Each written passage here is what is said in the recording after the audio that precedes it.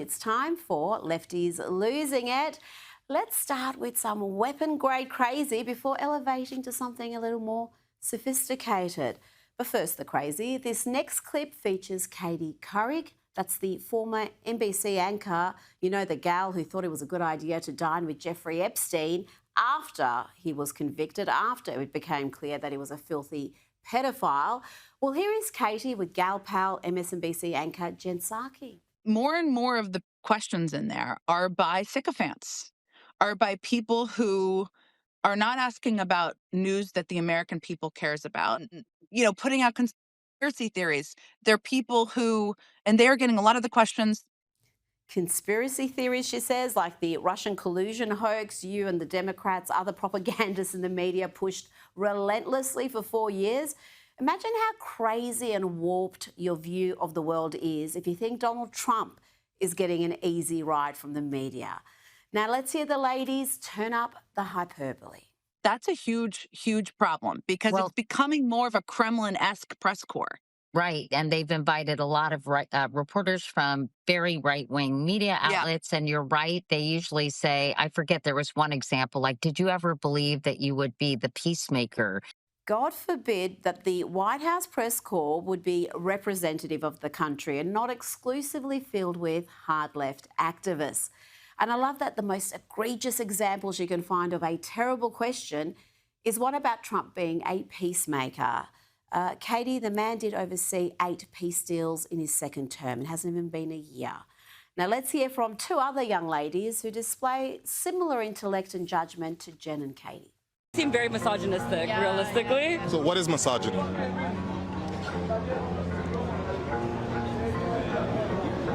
So why are you using words that you don't even know the definition of? No, that's not what I meant. I think you are misogynistic. So what does misogynistic mean? Like, just so I know what you're calling me. Okay, so the reason I said it is just, again, based on the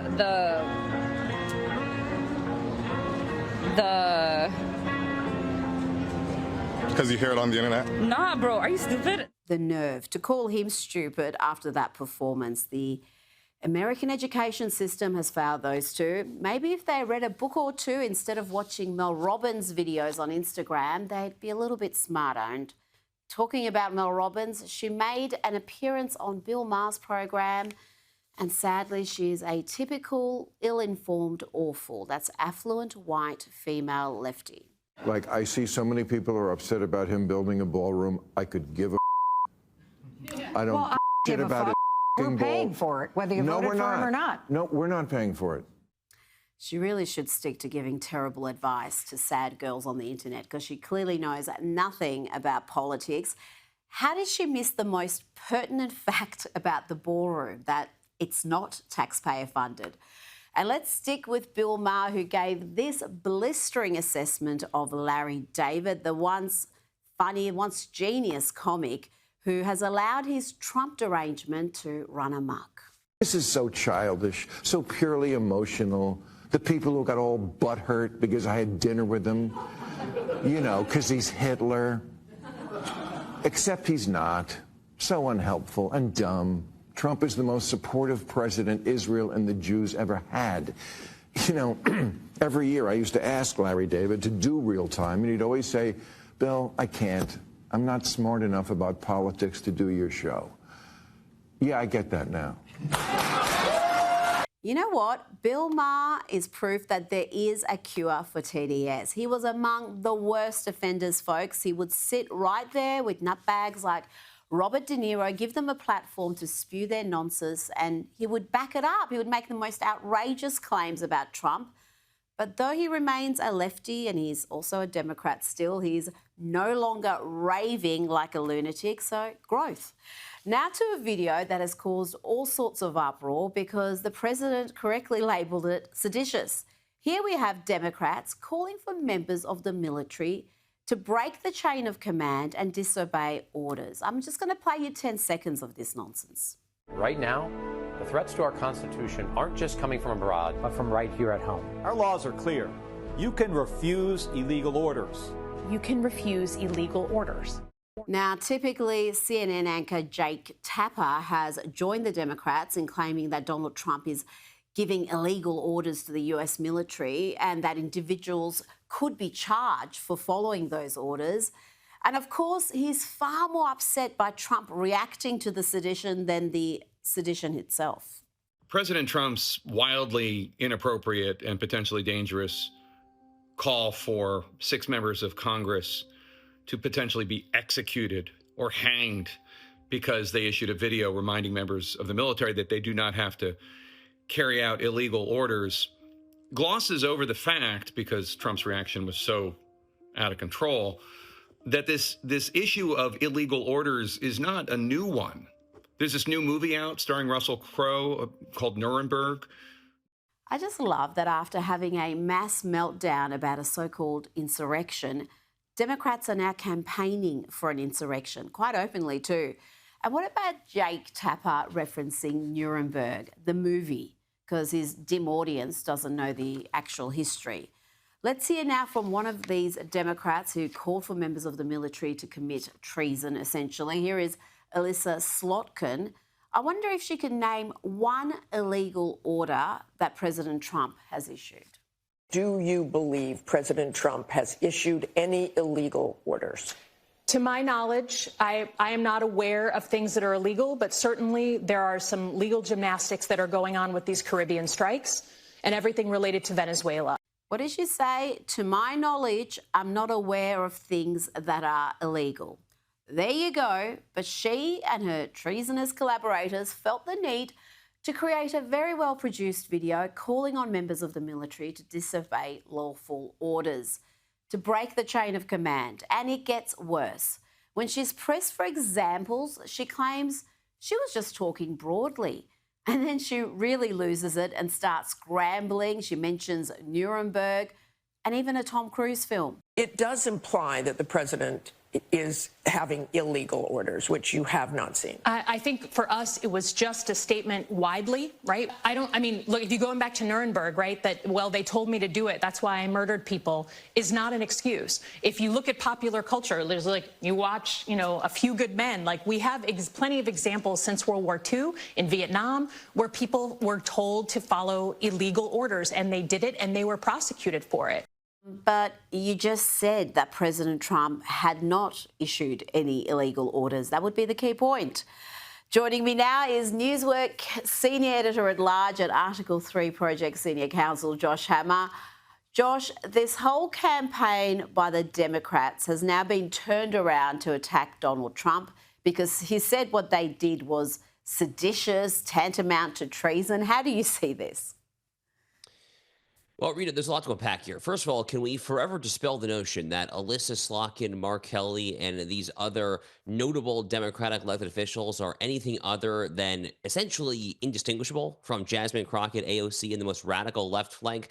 You know, they were sold, Senators Kelly of Arizona, Senator Slotkin, who we just saw in Michigan, they were sold as moderate statesmen there. They're not. These are radicals. They're with very, very, very few exceptions. John Fetterman comes to mind, but they are really few and far between.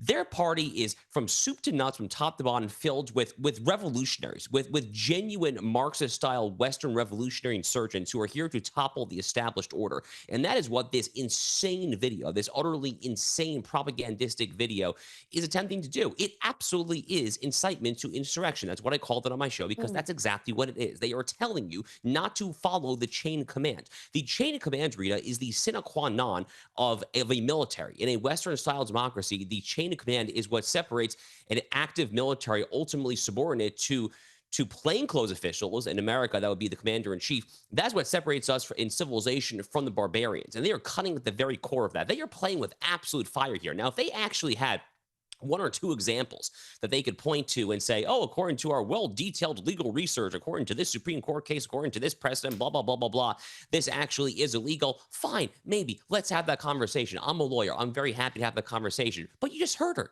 She can't name a single one. She literally cannot name a single possible order here. So what are you doing? You're literally encouraging the armed men and women of this country in our volunteer military to disobey the chain of command, to get court-martialed or potentially worse for that. And then you're not going to have your back because you can't even think of an example in the first place. This is so insanely crazy, Rita. And I guess the final point that I'll end this filibuster on is I will say this.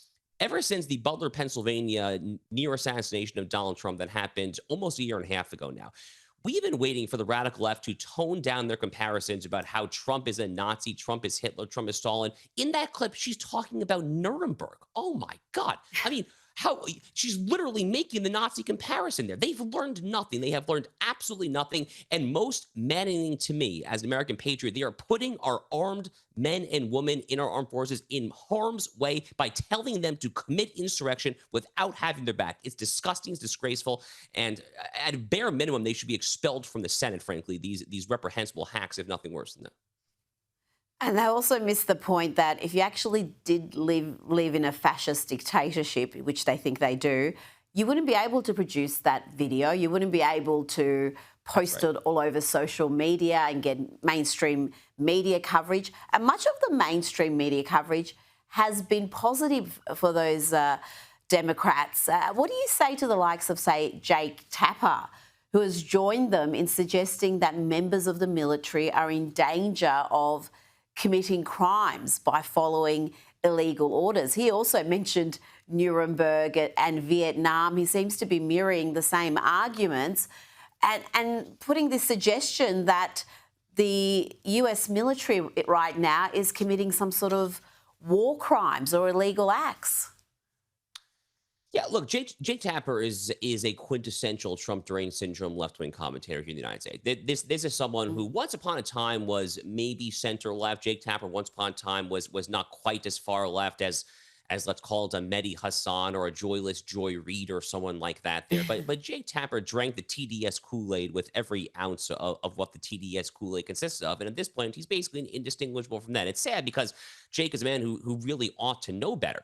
But if Jake did know better, then what he would realize is that the actual crime that could happen here is if you were in the chain of command and you simply do not follow the chain of command. Again, I cannot emphasize this enough. I did not serve in the U.S. Armed Forces, but literally all my veteran friends who did emphasize time and time again that the chain of command from the commander-in-chief to the chairman of Joint Chiefs, the generals, all the way on down, this is how the military functions, and you play with absolute fire when you start to play with that. If there is an order that you are ordered to do that for whatever reason you genuinely feel like you cannot do, there are remedies available for you. You can seek a court-martial. You can go to a military court. We have military law, military tribunals.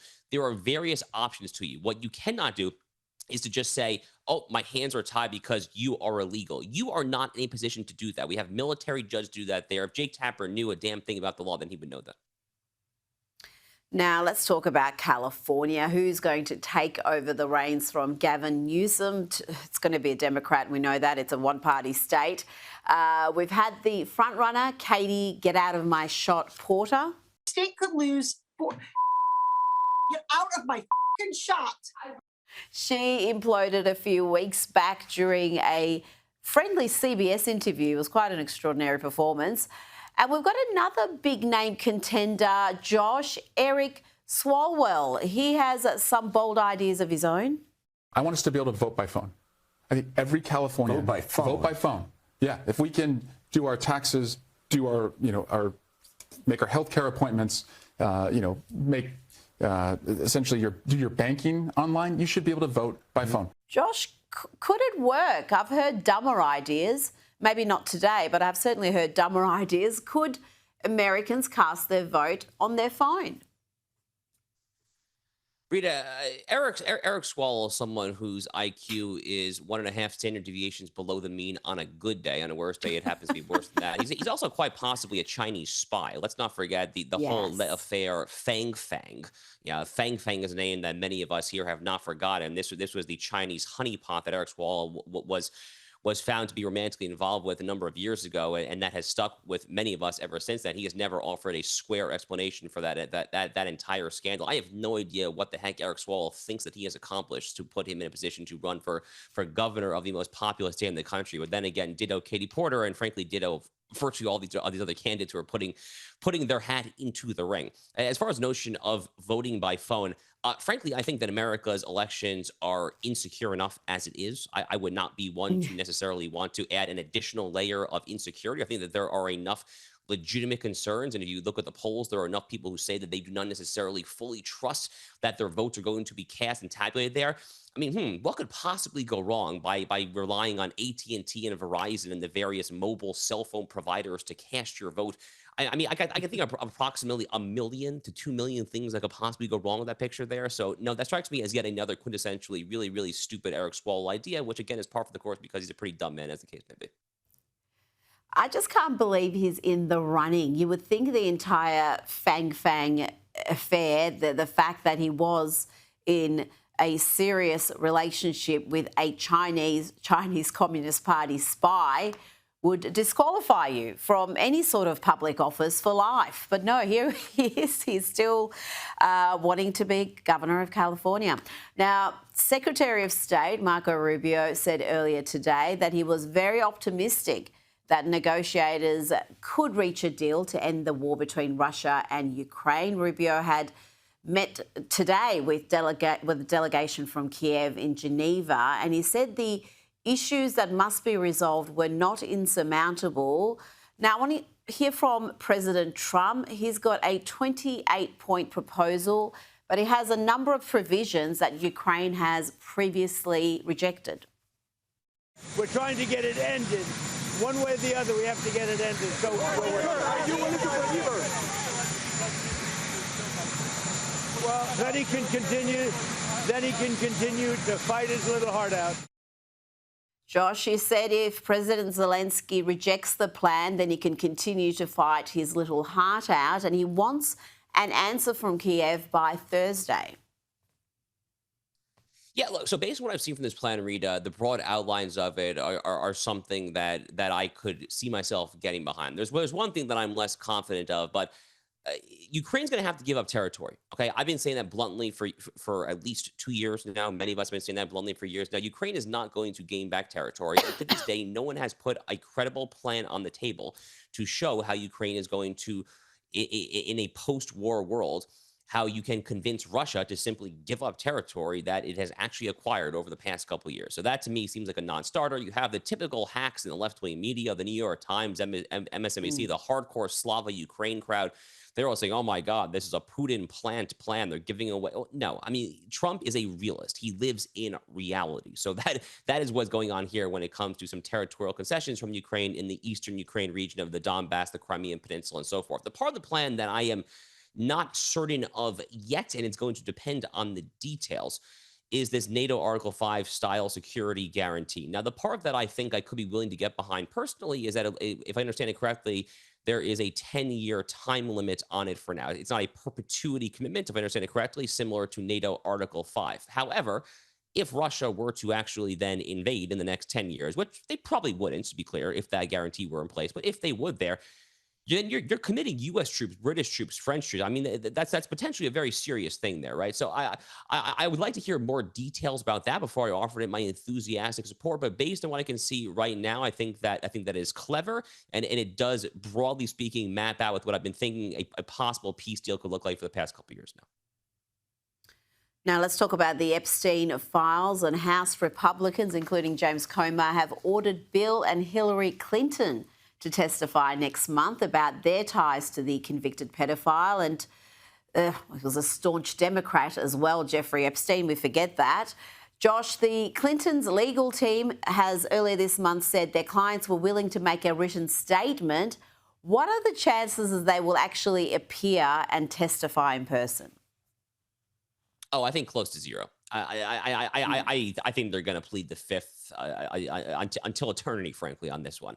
I don't think Slick Willie wants anything near a microphone when it comes to ask point blank, why were you on Jeffrey Epstein's plane, the Lolita Express, over 30 times? I don't think Bill Clinton will get anywhere near a microphone. Hillary Clinton has been making some of the media rounds here recently for God knows what reasons. I don't really know exactly what she's trying to do other than to maybe grift to get another multi-million-dollar book deal or something like that. But maybe there's a world in which Hillary could appear before the microphone because she just has an utterly insatiable appetite, even at this late stage of her feckless career, to sit before the cameras and preen. But I put the odds there pretty low as well, to be honest with you. I think they will plead the fifth. They will do some statement there. But your broader point is important.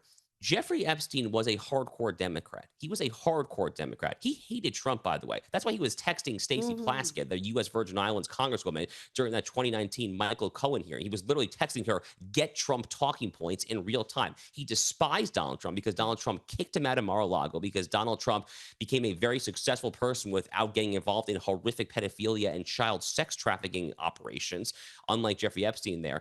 So he was a hardcore Democrat there. And frankly, if Chuck Schumer, Hakeem Jeffries, and Ro Khanna, all these Democrats, had a morsel, an ounce of intellectual consistency there, they would be asking all of the questions 10 times as much when it comes to Bill Clinton as they are with respect to Donald Trump.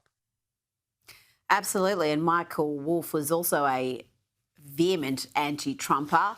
He said in a recent interview that Jeffrey Epstein believed that Donald Trump may have been the one who first alerted authorities to what was happening at his property, and he hated him ever since. So this whole narrative and the fact that he chucked him out of Mar-a-Lago back in 2008.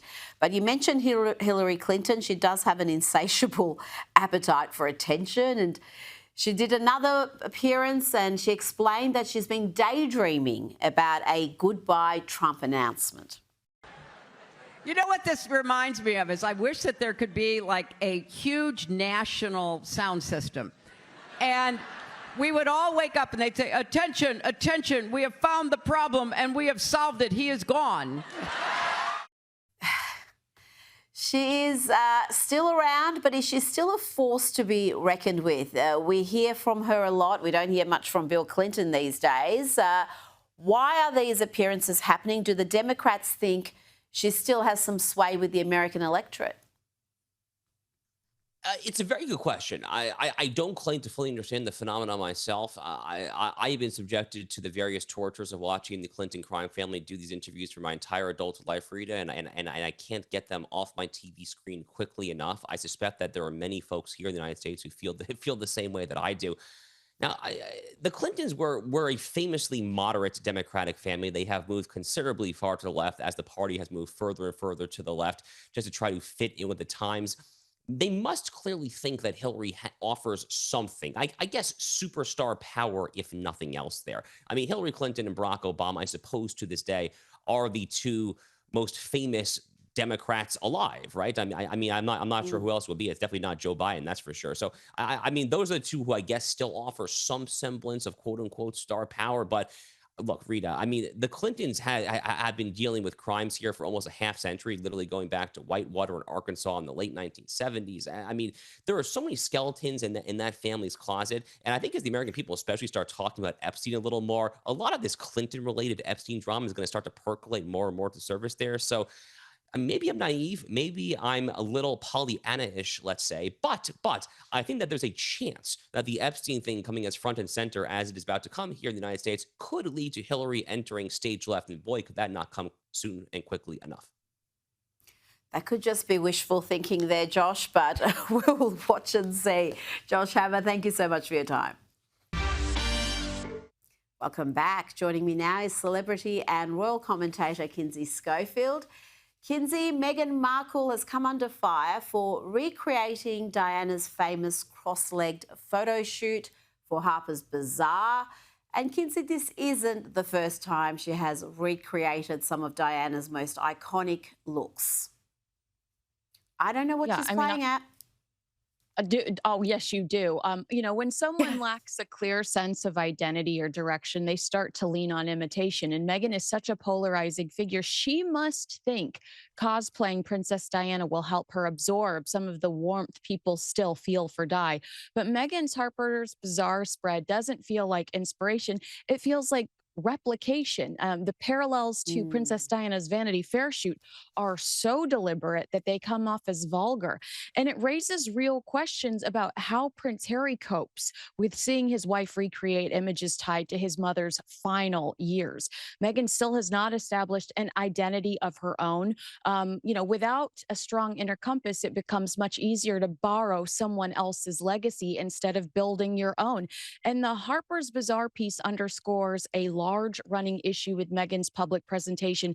There is no sense of purpose, no clear message. It feels like someone sharing something, it feels less like someone sharing something meaningful and more like someone trying to stay in the spotlight for the sake of it. I tell you, if Diana was around, none of this would be happening. I think she would have nipped this Meghan Markle business in the bud early on. She would have seen her coming from a million miles away. And it seems like the late Prince Philip maybe saw her coming. He allegedly gave Prince Harry a warning about getting married to Meghan Markle ahead of the wedding in 2018. The interaction was detailed in royal biographer Andrew Lowney's book entitled The Duke of Edinburgh allegedly told Harry one steps out with actresses, one doesn't marry them. Kinsey, that would be hilarious if it was accurate, and I've got a feeling it is accurate. Yeah, I've heard that from multiple sources. And according to royal author Ingrid Seward, Prince Philip privately referred to Meghan as the Duchess of Windsor, comparing her to Wallis Simpson. You know, she stresses that Prince Philip warned the Queen to be cautious of Meghan. There's also the royal butler, Grant Harold's account of Philip saying to Queen Elizabeth, "Thank F that's over," as they left Harry and Meghan's wedding. So, I mean, I think it's pretty confident that Prince Philip wasn't a fan. Now, we're hearing more about what went on at Jeffrey Epstein's infamous party at his New York mansion in 2010. Former NBC anchor Katie Couric sat around a table with Epstein for cocktails and lasagna, choosing to break bread with a convicted sex offender. And they apparently talked about international politics. Of course, they did. Kinsey, what else can you tell us? Yeah, she's also was teasing Prince Andrew at the time, Andrew Mountbatten Windsor now, about William and Catherine's wedding, asking if she could have his cell phone number so she could call him during the ceremony. I mean, to your point, I just want to remind everybody to remember that visual of Katie Couric cozied up to Jeffrey Epstein every time she lashes out and makes allegations against our president. Katie has been so hostile about Trump's relationship with Epstein when all of Epstein's victims have said Trump was nothing but kind to them and there was no inappropriate behavior. You know, Katie claimed ignorance about this event and about these people, but former Vanity Fair editor Tina Brown was astute enough to turn down the invitation. She now calls it the Predator's Ball. Oh, wow, that's got a ring to it. I just can't believe anybody, let alone someone who's got the sort of profile Katie Couric had at the time, would accept an invitation from a pedophile. I mean, that 2008 conviction, and this dinner was in 2010, this meal, the 2008 conviction was for paying for sex with a 14-year-old. Now, in my mind, 14-year-olds can't consent. So that to me is rape. But however you want to characterise it, it was against the law. He pleaded guilty. That was 2008. And 2010, he's got all these famous people sitting around his table. Give me a break. Now, Wicked. We've talked about this film before. People have flocked to see the new Wicked movie. It was released last week. The cinema goers were shocked to see a trigger warning before the film started. Kinsey, what's that about? Yeah, it warns the audience to prepare themselves mentally to see characters who cast magical spells on one another. Oh, dear. I mean, not only was Wicked wildly successful on Broadway, it's the sequel to a blockbuster film. Shouldn't we already be mentally prepared? And do we really need a warning? I think Harry Potter is even insulted in this scenario. And the incessant crying from the leads continues. I saw another interview where it was actually more members of the cast. It wasn't just Ariana Grande and Cynthia Erivo. And they were all crying again. I mean, there is something wrong about that movie or on the set. Something has happened because these people seem changed and perhaps not changed in a way that's improved their mental health. Well, I don't like to comment on people's physical appearance, but just look at how thin both of the actresses have become. It's thin to a point of, you know, being concerned about it. So I think you are asking some fair questions as to what's gone on mentally over the last few years since they began filming this movie. They're just all over each other. They're crying. Their reactions are so off. The affect is all off. Now, before you go, one of Keith Urban's fans has told TMZ that he got the inside scoop about the singer's divorce from our Nicole Kidman weeks before the rest of the world. How did Keith let it slip, Kinsey? So yeah, Keith met his doppelganger in Canada, and they joked that the only way to tell them apart was Keith's tattoos and wedding ring. And as Keith told the fan goodbye, he noted that the next time they saw each other, it might just be the tattoos, alluding to the fact that he wouldn't have his ring on. I mean, that's a dead giveaway. Ooh. That is a giveaway, but sometimes, you know, people take off their rings, they get them cleaned. I still think there's a lot to be told about that divorce. I have a fear that our Nicole was hard done by, and I say our Nicole because it's also our Keith, isn't it? We can't really... it's not like the Tom Cruise divorce with Nicole Kidman where we could demonise him as an American hurting our girl, but I think we're going to hear a lot more about this as the divorce finalises. Kinsey Schofield, thank you so much for your time tonight.